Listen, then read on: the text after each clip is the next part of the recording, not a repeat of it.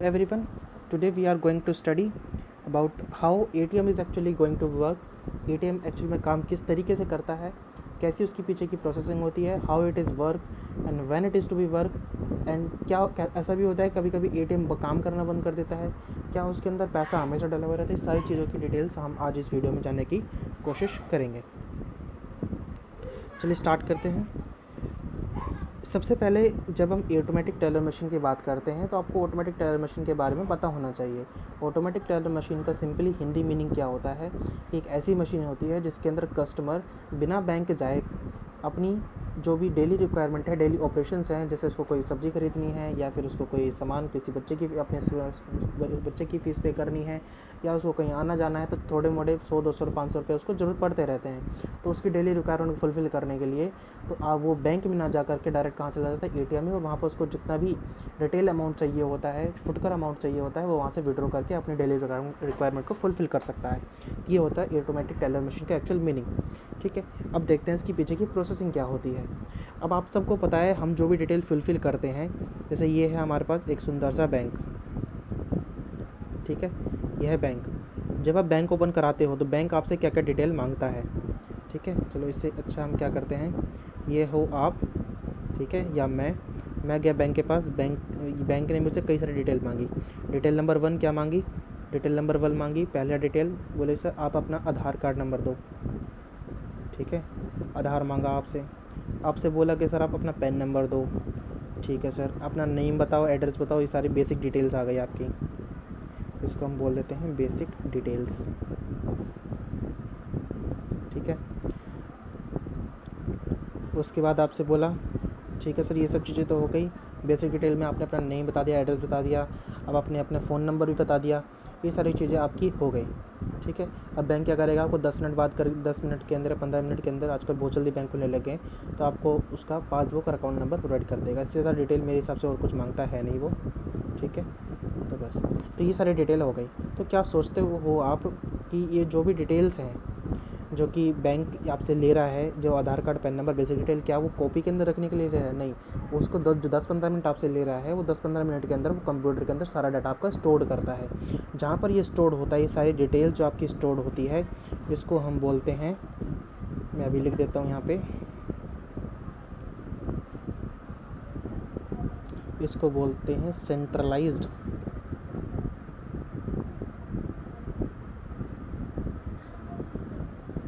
Data centre.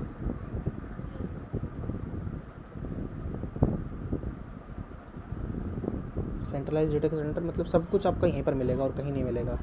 इसको मान लो एक बड़ा सा बॉक्स होगा, ठीक है, कंप्यूटर ही होता है एक तरीके से, लेकिन उसकी स्टोरेज कैपेसिटी कई ट्रिलियन बाइट्स में होती है। तो यहाँ पर आपका डाटा स्टोर कर देगा। यहाँ पर आपका नेम होगा, ठीक है, आपका आधार होगा, और क्या क्या चीज़ें मांगी थी आपसे, आपका पैन नंबर भी होगा, आपका मोबाइल नंबर भी होगा, और इस तरह की बहुत सारी चीज़ें जो आपसे रिलेटेड होंगी वो सारी इसके अंदर प्रोवाइड होगी। ये तो हो गया ओवरव्यू, आखिरकार आपकी डिटेल सबमिट कहाँ होती है।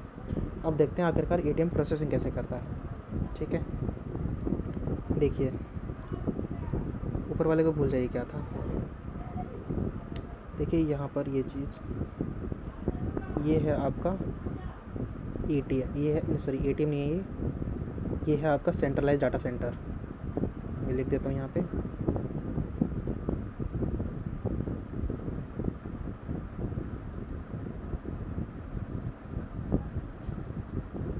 Data centre.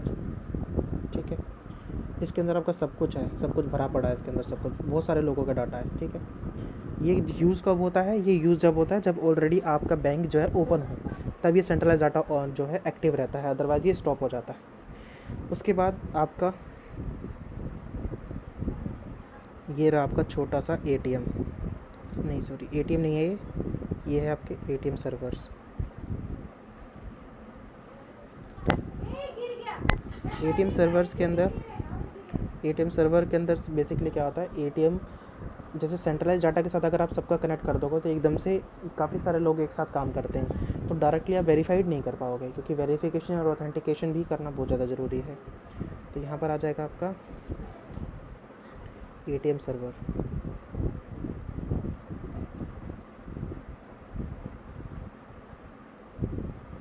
ठीक है, जहाँ पर आपका एक तरह का कुछ नहीं होता है, एक तरह का सिंपल सा मान लीजिए खाली डब्बा है जहाँ पर आप एटीएम के सिलेक्ट कार्ड इंसर्ट करोगे, यहाँ पर जो भी डिटेल है कार्ड नंबर वो प्रिंट होगा, वो प्रिंट होने के बाद यहाँ से वेरीफाइड हो जाएगा। अब देखते हैं आगे। देखो ये है डिफरेंट एटीएम्स, ठीक है।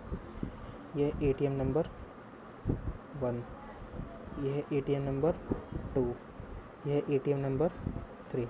फॉर एग्ज़ाम्पल मैं मान लेता हूँ मैं गया एटीएम नंबर 1 के ऊपर, ठीक है। मेरे को 200 रुपये निकालने हैं, ये एटीएम नंबर 2 पे मैं चला गया। अब जो एटीएम नंबर 2 है, ध्यान से सुनिएगा इस बात को, जो एटीएम नंबर 2 है वो क्या करेगा, वो जो भी आपने कार्ड इंसर्ट किया, यहाँ पर एक छोटा सा कार्ड इंसर्ट कर दिया, ये मैंने इंसर्ट कर दिया कार्ड, ठीक है, ये मैंने कार्ड इंसर्ट कर दिया, कार्ड इंसर्ट किया। कार्ड इंसर्ट होने के बाद ये जो इनक्रिप्ट होकर के, इनक्रिप्ट मतलब कि जो आपका कार्ड के अंदर देखते हो, कभी एटीएम कार्ड डालते तो लॉक हो जाता है, वो क्या करता है, रीड कर रहा होता है आपके नंबर्स को और आपके आईएफएससी नहीं, आपके एक्सपायरी डेट को और आपका जो पीछे कोड होता है उसको। तो वो क्या करेगा, वो सब चीज़ों को यहाँ पर भेजेगा एटीएम सर्वर एक उसको देखेगा कि ये सारी चीज़ें मांगी है मेरे से, तो वो क्या करेगा, वो जाएगा सीधा किसके पास, सेंट्रलाइज डाटा सर्वर के पास। सेंट्रलाइज डाटा सेंटर डायरेक्टली इससे कनेक्टेड होता है, किससे कनेक्टेड होता है, इससे कनेक्टेड होता है डायरेक्टली, ठीक है। तो एटीएम सर्वर जो होगा, एटीएम सर्वर वो किससे जाके डिटेल वेरीफाइड करेगा, सेंट्रलाइज डाटा सेंटर से वेरीफाइड करेगा, ठीक है। सेंट्रलाइज डाटा सेंटर के अंदर आपकी सारी बेसिक डिटेल होगी। फिर क्या होगा, सेंट्रलाइज डाटा सेंटर बोलेगा कि बिल्कुल ठीक है जी, ओके है मामला, कोई दिक्कत नहीं है, बंदा बिल्कुल ठीक है, पिन नंबर वगैरह सब सही डाला हुआ है। उसके बाद क्या करेगा, एटीएम सर्वर उसको रिवर्ट कर देगा और उसके बाद आप जो भी फिर बोलेगा कि आपसे पिन नंबर डालो, पिन नंबर ऑथेंटिकेट हो जाएगी। पिन नंबर का सेम प्रोसेस होगा, पहले आप कार्ड जब इंसर्ट करते हो तो वो आपसे कुछ टाइम लेता है, तब भी आपने देखा होगा, वो यही कर रहा होता है पीछे से। फिर पिन नंबर डालोगे, पिन नंबर का भी सेम प्रोसेस होगा। उसके बाद जब आप डालोगे अमाउंट का भी सेम प्रोसेस होगा, अमाउंट वेरीफाइड करेगा कि एक्चुअल में अवेलेबल है कि नहीं है।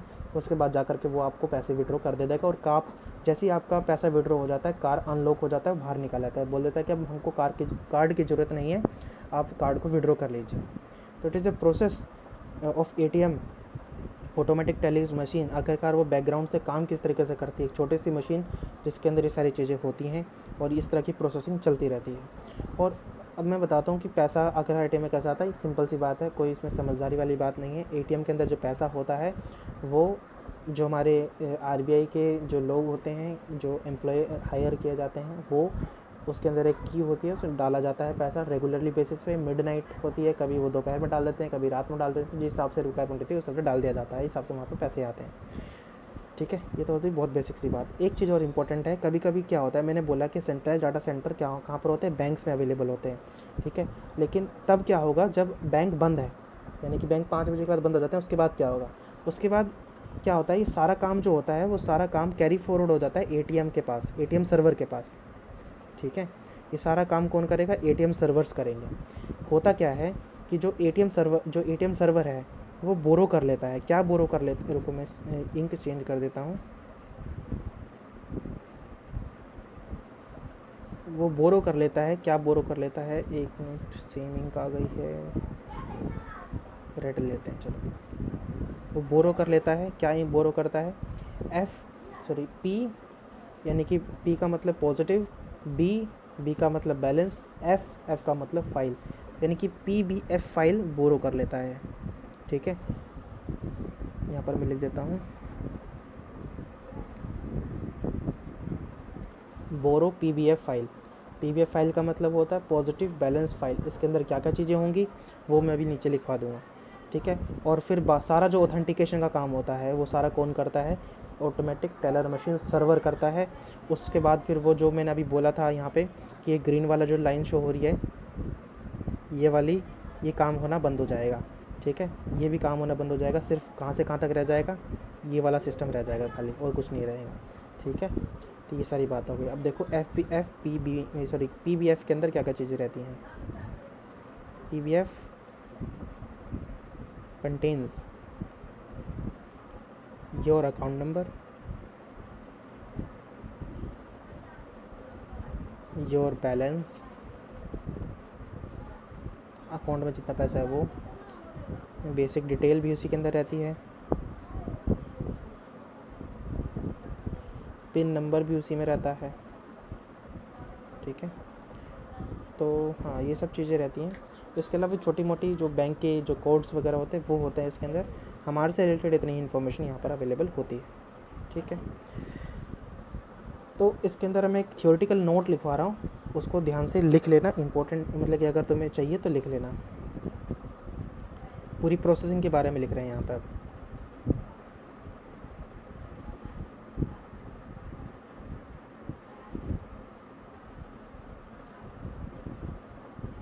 If centralised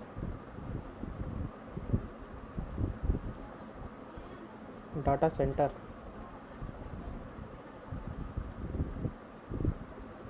is not available, centralise data से जो सेंट्रलाइज डाटा सेंटर है वो अवेलेबल नहीं है, then ATM server also doing processing. Generally जब सेंट्रलाइज डाटा रहता है अवेलेबल तो ATM सर्वर का खाली कुछ काम नहीं होता, खाली इन्फॉर्मेशन ले जा करके सेंट्रलाइज डाटा सर्वर के पास भेज देना होता है। लेकिन जब सेंट्रलाइज डाटा सेंटर अवेलेबल नहीं होता, सारी प्रोसेसिंग भी ATM सर्वर को ही करनी पड़ती है।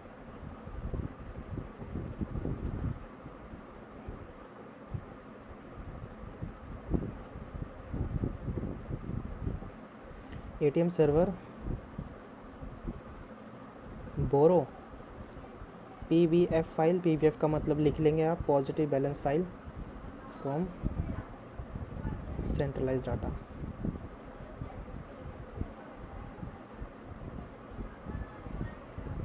ठीक है, तो ये चीज़ थी आपकी जो कि ATM ऑटोमेटिक टेलर मशीन आखिरकार काम पढ़ा तो आपने सबने है कि ऑटोमेटिक टेलर मशीन नाम की कोई चीज़ वस्तु होती है जो कि हमें पैसा निकालने के लिए इस्तेमाल होते हैं, लेकिन आखिरकार वो काम कैसे होती है वो सारे प्रोसेसिंग मैंने आज आपको बता दी।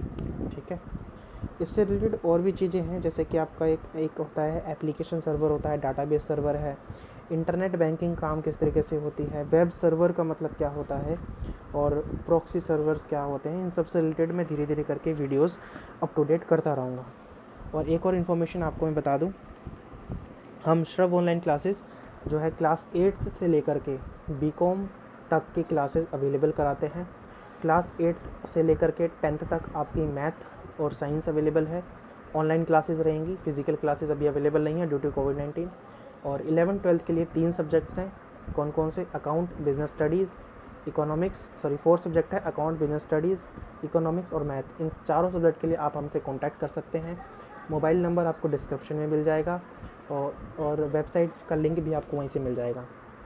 अब जैसे आप हमें कांटेक्ट करेंगे, आपको हमारी तरफ से रजिस्ट्रेशन फॉर्म आपको मिल जाएगा, वहाँ पर आप डिटेल फिल करके हमसे कांटेक्ट कर सकते हैं।